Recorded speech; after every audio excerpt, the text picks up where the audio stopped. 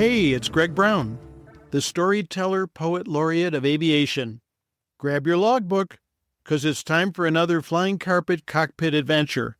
I'm an aviation author, adventure columnist, photographer, and former National Flight Instructor of the Year. The Flying Carpet is a 4-place single-engine light airplane.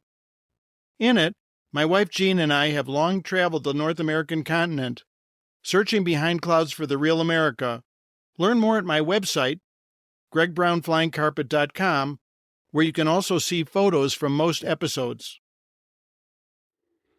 You know, among our most rewarding aviator missions is applying our piloting skills to transport ourselves and loved ones to life's most memorable family events.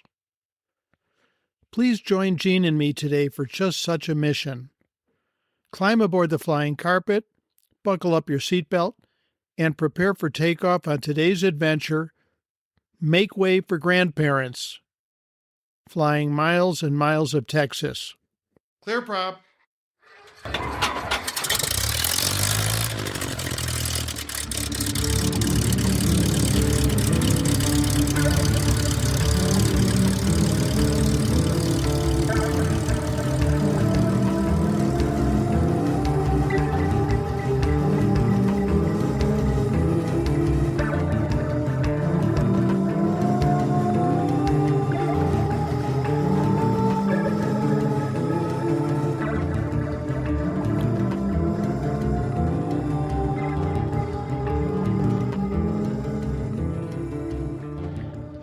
Jean and I were lounging in bed over coffee when the phone rang at 8:30 that Sunday morning.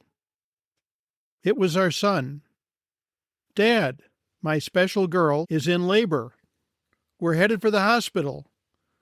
You and Mom hop into the plane whenever you're ready and come on over to San Antonio." Wow, our first grandchild was on the way. We weren't expecting this for at least several more days, so I hadn't done any flight planning yet. What's more, thunder rumbled outside our window. "What should our plan be?" I asked Jean, suddenly wide awake. "Let's try to get out this afternoon," she said. "I'll make a travel lunch while you check weather." By the time we'd begun packing and gathered our wits, the local thunderstorms were dissipating. Isolated cells still drifted around Arizona, but they were diminishing in coverage and intensity. Southern New Mexico was clear, as was most of our route across Texas. However, a troubling red and yellow spiral threatened from the east. Tropical storm Ernesto was barreling toward Texas from the Gulf of Mexico, with the distinct possibility of clobbering San Antonio by evening. By late afternoon, our destination, New Braunfels Airport, was forecast to sit at the leading edge of the activity. That raised the question of whether to take off that afternoon or wait until the following morning.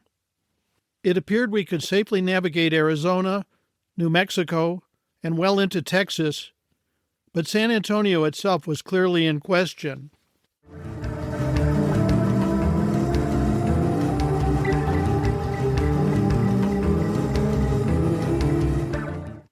What's more, southeasterly headwinds, common in the Southwest during monsoon season, meant a fuel stop and could stretch our flight time to 7 hours. Fatigue, weather, or mechanical trouble might dictate an overnight somewhere en route. Normally, landing en route would not be a concern, but departing midday eastbound across 2 time zones meant any fuel stops or overnight landings on this 780 nautical mile journey, that's almost 900 statute miles, any fuel stops or overnight landings would be after 5 or 6 p.m. And along this sparsely populated route, few, if any, airports would be attended on a Sunday night. We dared not trust to luck that fuel, assistance, and a ride into town for food and lodging would await us somewhere.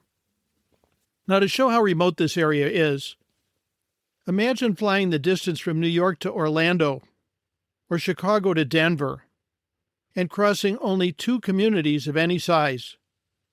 In this case, Las Cruces, New Mexico, and El Paso, Texas. And over half of our long journey would be over giant Texas. Along this entire sparsely populated route, I determined that only El Paso International Airport might be attended on a Sunday night. So I phoned El Paso's Qatar Aviation to confirm.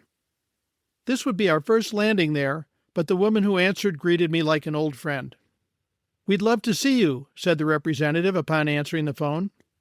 "We'll definitely be open and can give you a lift into town for dinner if you like, and get you a deal on a hotel room on short notice if you need one." Instantly, my concerns evaporated. There was safe haven along our route.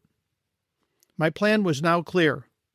We'd refuel at El Paso, and depending on circumstances, either continue on to San Antonio or stay the night.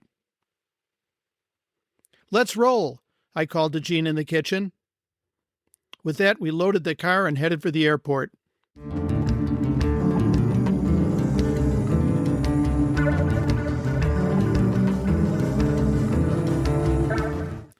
"We're off Flagstaff at 2020Z for El Paso," I texted our son before cranking up our flying carpet. An hour later, we skimmed 10,000-foot peaks along the Arizona-New Mexico border, over the world's largest ponderosa pine forest. Outside of radar coverage in this remote area, and with our radios largely silent, I took advantage of the respite the radio flight service for a weather update. To Jean's and my delight, Ernesto had stalled its march into Texas, clearing our way to San Antonio.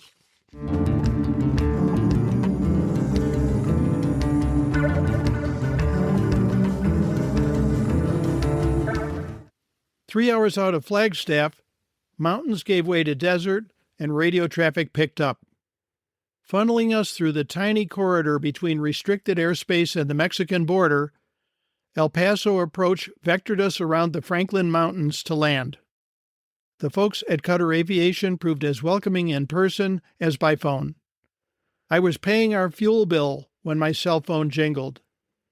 "A healthy baby boy," boasted our son's text message.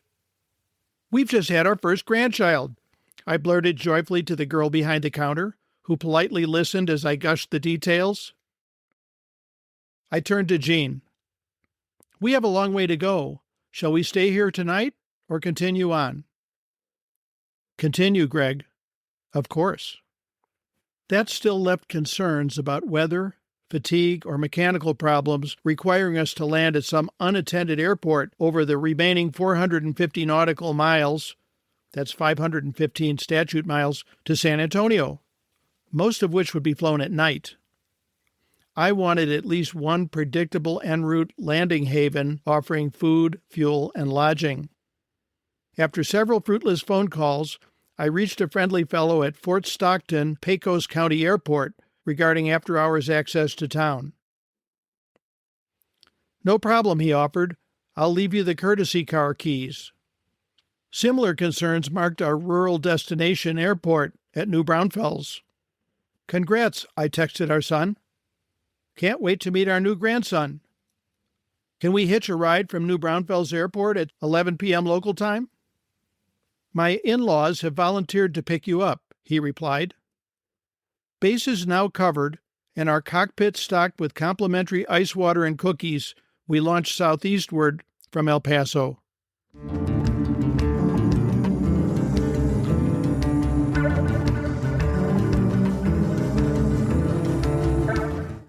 "I saw miles and miles of Texas," beamed the song on satellite radio when Jean turned it on to pass the time. "Ever notice that half the songs in country music refer to Texas?" she observed. "Seems fitting with so much of our trip over the state. The world feels crowded when you're dodging auto traffic in Phoenix or Albuquerque, but below us, endless, empty West Texas barrens were marked only by cattle tracks. How do cattle even get here to make those tracks, we wondered. 7 hours flying today over just 2 towns of any size and few roads, and radios largely silent, reassure you that the world's not entirely overcrowded yet.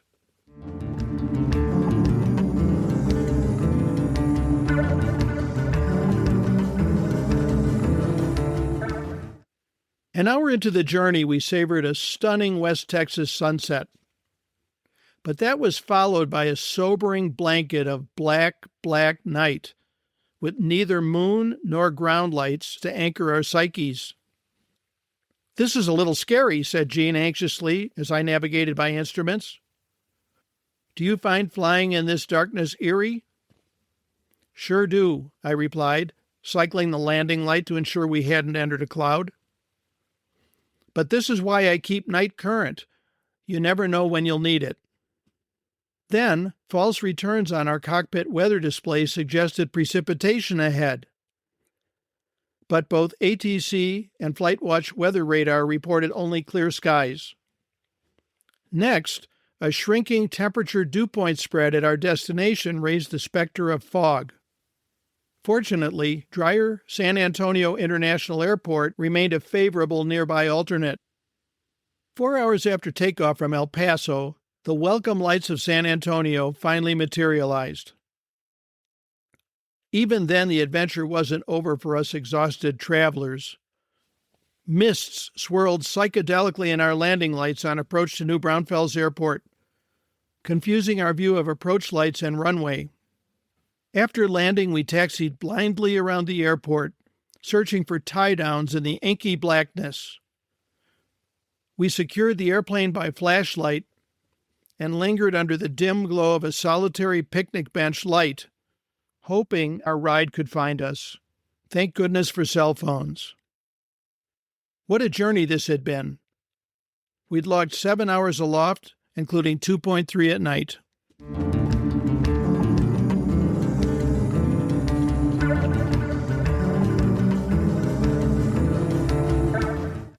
The next day, everyone gathered at the hospital to cuddle and coddle our newest family member. As our son snapped countless photos of us 4 grandparents posing enthusiastically with the baby, Mommy generated laughs with a call from her bed. "Hey, can I have my baby back?" Nothing could top the following days of joy, celebrating our new grandchild in the warm company of family. I've always revered my daughter-in-law's hometown of San Antonio, originally because I myself was born while my dad was stationed there. Afterward, my mom took me home to Chicago, not to return until adulthood. Still, as a kid, I read everything I could find about the Battle of the Alamo and the Republic of Texas. Over many visits since then, I'd come to love the city for its vibrant history, beautiful river walk, and proud Mexican flavor. But an additional kick remained.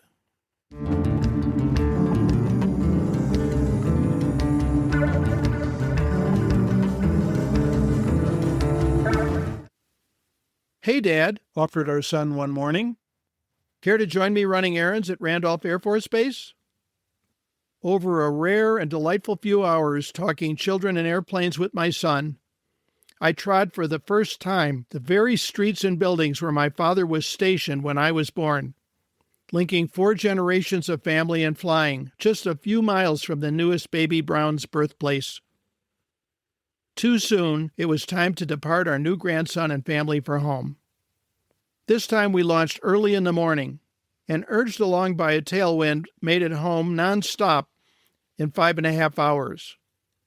Our only weather concern along the entire return trip proved to be a solitary thunderstorm perched atop our Flagstaff destination.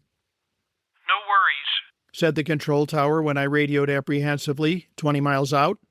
"The cell has just drifted off the airport over town. Report left base, runway 21 for landing." Clearly, it was making way for grandparents.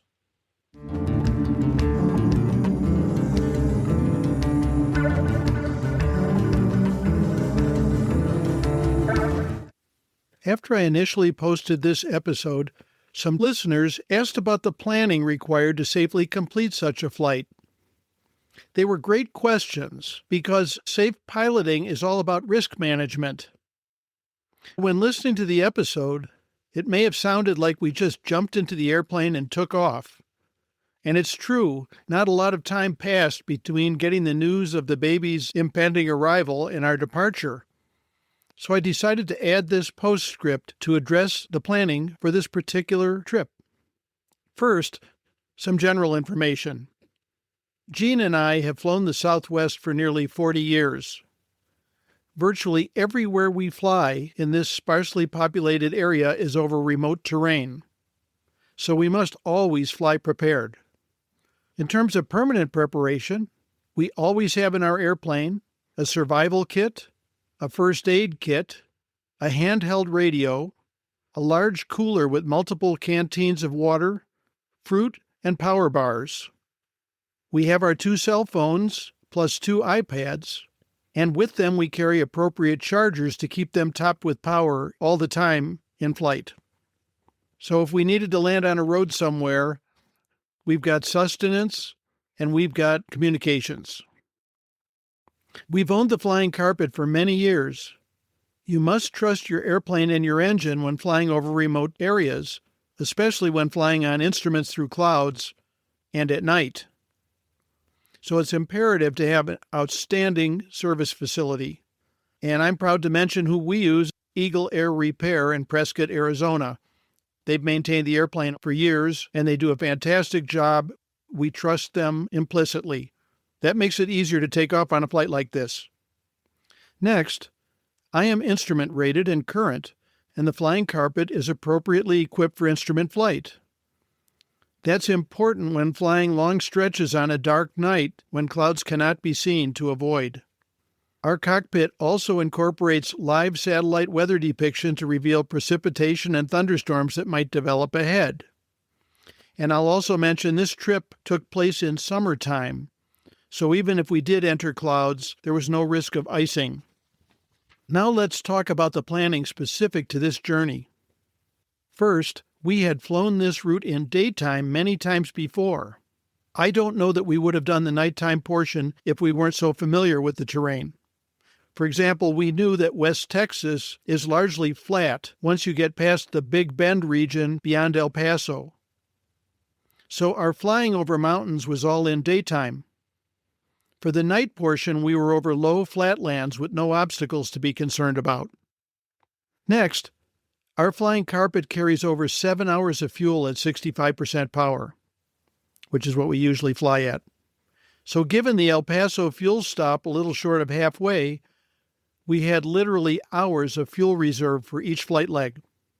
At takeoff time on each leg, clear skies were forecast along our entire route, which proved entirely accurate. But we also monitored the weather the whole way in case that changed, so we could divert if necessary. Now, this is a part that may not have been too obvious, but I'm going to mention it now. I told in the story of how we would cross 2 time zones en route. So Flagstaff's effectively on Pacific time at this time of year. El Paso's an hour later on Mountain Time, and San Antonio yet another hour later on Central Time. This required some thinking before we took off, which I talked about a little in the story. Even though we initially launched in early afternoon, I had to recognize and plan for after-hours arrivals at El Paso and San Antonio. Certainly the El Paso landing was directly impacted by the time change. Also, I mentioned landing at 11 p.m. in San Antonio. Sounds like a long day, doesn't it? It was, but that final landing in San Antonio was only at 9 p.m. Flagstaff time. So the actual flying day was not as long as it may have sounded if you don't think about the time zones. Now here's a really important one. I made a big deal about where we would land to refuel. But there's something else you need to know when you're looking at that very long flight, in case something went wrong. While only El Paso's airport would be attended that evening, there were also a dozen or so small-town airports along the route where we could safely land if necessary. Each of them has pilot-controlled lighting that you can turn on yourself at night, and most of them offer self-service fuel. So, in a pinch, we could have landed safely at quite a number of different places. The issue with those was, if we landed at one of those unattended airports, there'd be no help available and no way to get into some of these very small towns. So we didn't want to do that, but we did have safe landing options along the way, and that's important to mention. We were in radio contact with air traffic control flight following the entire flight, and within radar coverage for most of the Arizona and New Mexico segments and all of the flight through Texas. So if we had experienced some problem and needed to land on a road, for example, which we've never had to do, someone would know exactly where we were. And that's important. And along that same line, we filed flight plans as we always do on such trips. And we periodically texted our son, a professional pilot, our route and location so he could easily monitor our flight progress. And I should mention, whenever we fly over remote terrain in this part of the country, we always file flight plans, and I always get in touch with a knowledgeable pilot, give them the details of where we're going, and then text them takeoff time and letting them know when we landed safely. So again, it may sound like we just jumped into the plane and took off on this flight, and I can tell you we were eager to get down there and meet our grandson, but lots of planning was required to make it safe. You pilots probably know the expression, get there-itis. For listeners who don't, it refers to being in such a hurry to get to a destination that you allow yourself to be pressured into taking risks. Yes, Jean and I were incredibly eager to get down to San Antonio and join our son's family, meeting the new baby, but even though we were in a hurry emotionally to get there, we did a lot of planning to make sure we had all our bases covered and it was going to be a safe, efficient flight. We would not have taken off from Flagstaff if it wasn't, and we would not have taken off from El Paso had the weather deteriorated en route. There's no harm in taking off on short notice to get somewhere special you want to go, like the birth of your first grandchild. After all, that's one reason we pilots fly airplanes. But you got to do your planning. And you must be prepared to say, I'm not going today if I don't like what I learn in the process. That's what makes flying safe.